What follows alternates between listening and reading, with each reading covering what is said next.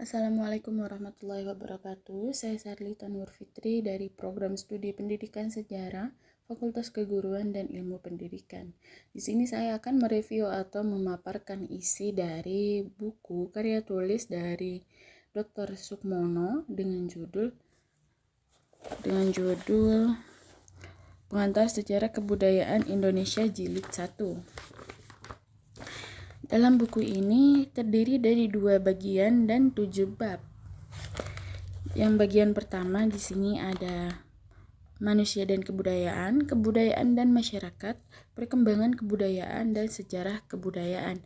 Yang mana dalam artian di sini menjelaskan bahwa kebudayaan itu memiliki kaitan dengan manusia dan manusia itu juga yang menciptakan kebudayaan itu sendiri.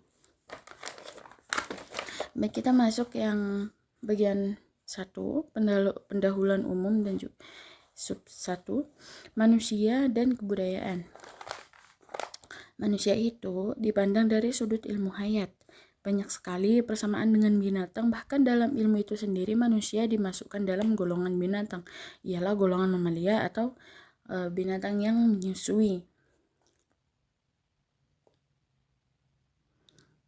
Dari mamalia itu sendiri terdiri atau ada golongan tingkatnya yang menurut ukuran kecerdasan otaknya lebih tinggi dari lain-lainnya. Golongan ini dinamakan primat. Contoh dari primat itu sendiri seperti kera salah satunya, dan juga manusia.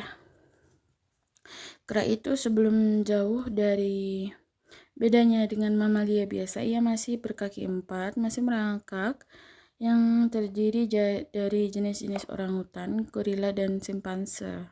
Sudah mendekati manusia. Namun, meski demikian, tentu manusia sangat berbeda dengan hewan kera. Kalau sejenis kera ini sudah memiliki tangan 2 dan juga kaki 2, dan tangannya ini digunakan untuk menopang tubuhnya. Beda sekali dengan manusia, yang mana manusia itu menggunakan kaki untuk keseimbangan tubuhnya, dan ini menjadi perbedaan yang sangat jelas di antara manusia dan juga kera.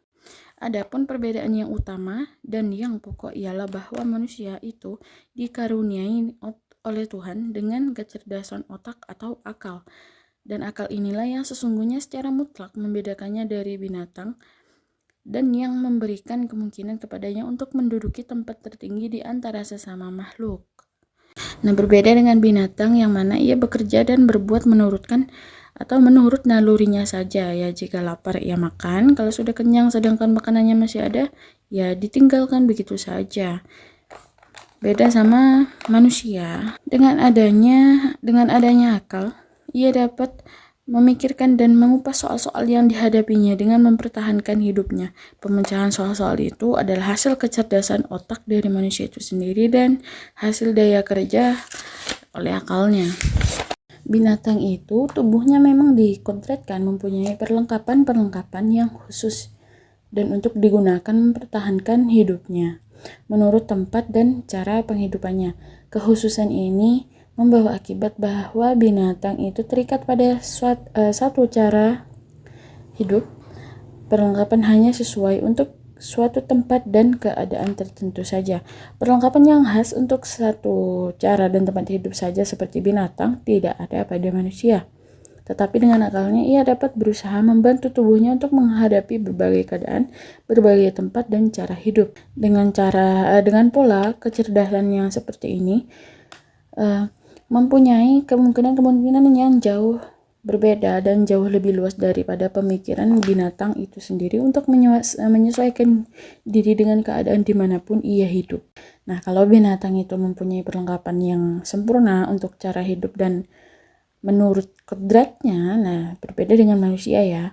Manusia itu dengan akalnya dapat menyempurnakan diri untuk cara dan tempat hidup yang ia dapat pilih dan ditentukan oleh dia sendiri. Dengan akalnya, maka manusia mengadakan alat-alat yang ia dapat gunakan untuk melengkapi dirinya dalam menghadapi situasi kondisi tertentu. Seperti contohnya di sini, ketika manusia akan mengambil buah yang ada di pohon tinggi, manusia itu tidak perlu selalu untuk memanjatnya, cukup menggunakan akalnya, yakni dibuat galah saja. Nah, sedangkan di hewan itu yang nyata ialah bahwa manusia dengan akalnya dapat mengadakan berbagai alat yang ada pada binatang sudah menjadi bagian dari perlengkapan tubuhnya.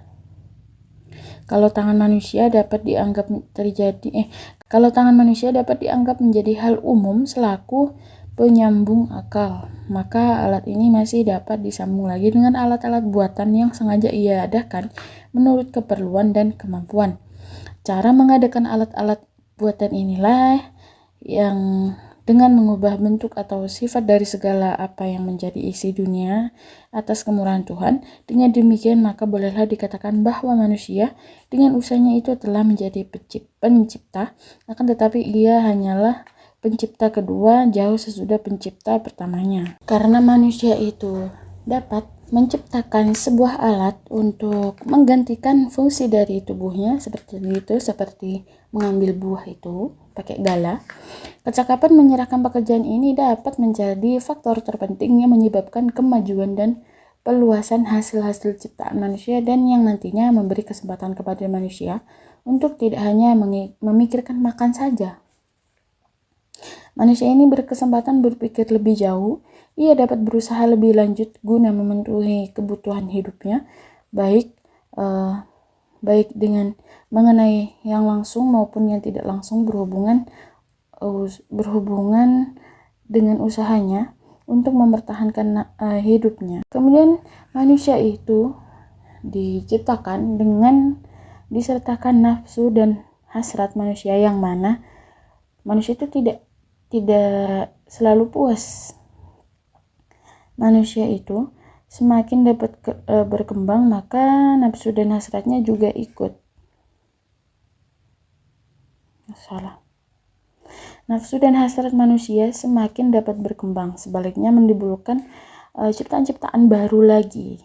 Karena manusia itu tidak punya sifat yang puas. Mereka mau lagi, dan mau lagi. Hasrat akan menambah hasil usahanya guna mempermudah lagi perjuangan hidupnya, menimbulkan perekonomian dalam lingkungan kerjasama yang teratur. Hasrat akan menandai perorangan disertai rasa keindahan, menimbulkan kesenian. Hasrat akan mengatur kedudukannya dalam alam sekitarnya, dalam menghadapi tenaga-tenaga alam yang berbagai ragamnya dan yang gaib, menimbulkan kepercayaan dan keagamaan. Hasrat untuk mengetahui, untuk mengupas segala apa yang dihadapinya, menimbulkan ilmu pengetahuan. Pendek kata, atau kata lainnya, kata singkatnya, hasrat untuk memenuhi kebutuhan batinnya pun menimbulkan ciptaan-ciptaan.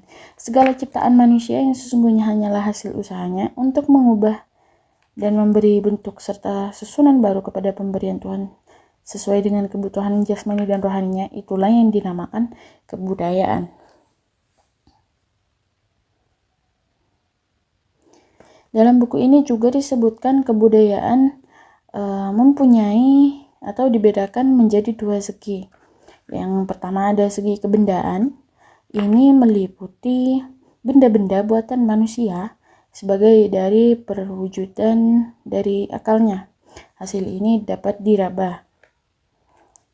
Salah satu contohnya kayak seperti galah tadi itu, dan juga masih banyak segi kebendaan yang lainnya yang bisa kita lihat sendiri di kehidupan saat ini.